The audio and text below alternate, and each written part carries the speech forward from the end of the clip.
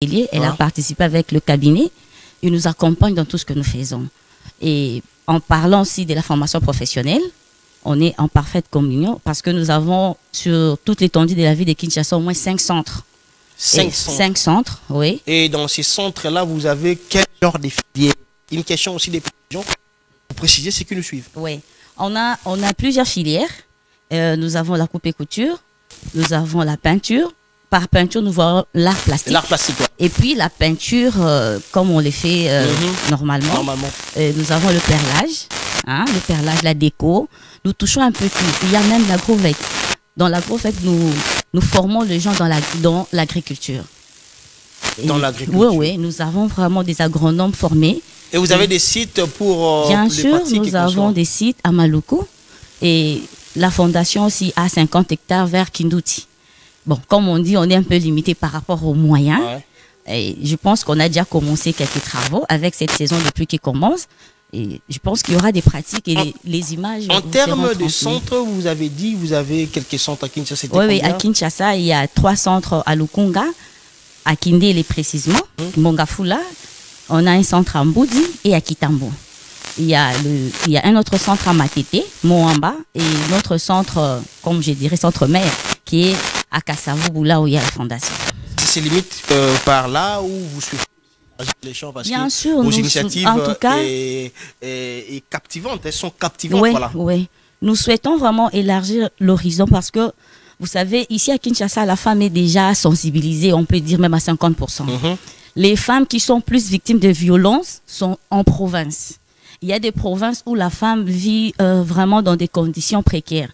Et vu qu'on n'a pas encore eu les arrêtés pour y parvenir et puis installer nos centres, et on est en pourparlers avec notre ministère. Nous souhaitons avoir ces arrêtés qui vont nous aider à installer nos centres de l'autre côté. Voilà, vous avez parlé des centres et des filières. Oui.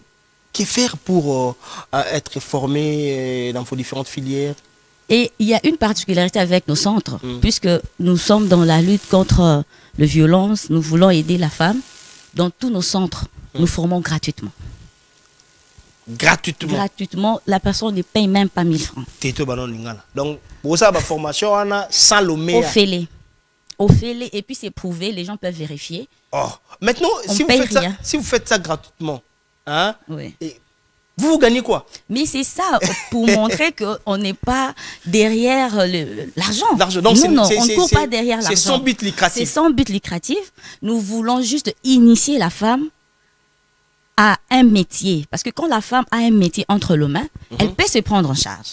Pourquoi Madame Justine Yanga Masengu, qui est l'initiatrice de ces grands projets, c'est elle qui conduit cette structure, a sa initiative à Boyana Bango Atana Lingala, c'est pour des intérêts politiques? Pas du ou c'est seulement par passion? Pas du tout.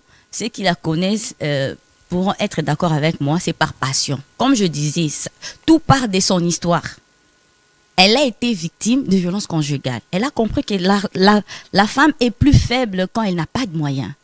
Une femme autonome peut facilement se défendre et se prendre en charge. Si la femme est victime dans le foyer, c'est parce qu'elle dépend totalement à son mari. Elle n'apporte rien, elle n'a rien. Et même si elle est marginalisée, elle est peut-être violentée, elle ne sait pas par où commencer. Voilà pourquoi elle veut aider les vulnérables. Initier la femme à un métier lui permet de se prendre en charge. Et puisqu'on sait que la femme est déjà vulnérable, on ne sait plus lui taxer quand même des frais. Voilà. Qu'elle vienne apprendre gratuitement. Maintenant, il y a des filières que vous avez énumérées en ce qui concerne la formation professionnelle. Oui. Et je ne pense pas que c'est seulement les femmes qui sont les bénéficiaires, parce qu'il y a dans l'art plastique, il y a aussi des hommes et consorts. D'ailleurs, nous sommes dans la promotion de la masculinité positive. Parce qu'on ne peut pas parler de lutter contre la violence si l'homme n'est pas sensibilisé. Voilà. Si l'homme ne nous accompagne pas, c'est compliqué. Voilà, dans notre formation, il y a les hommes, il y a les femmes, mais nous mettons plus l'accent sur la femme. Voilà. Il y a les hommes. Maintenant, quand on parle des violences, vous luttez contre des violences conjugales et consorts entre la femme et l'homme, il y a les enfants là-dedans. Maintenant, ces enfants-là, que pense la Fondation Justine Yanga Masengu aux orphelins aussi, et ce genre des enfants? Est-ce que vous les encadrez ou vous souhaitez seulement, ou vous encadrez seulement les parents pour qu'ils puissent les aider. Voilà.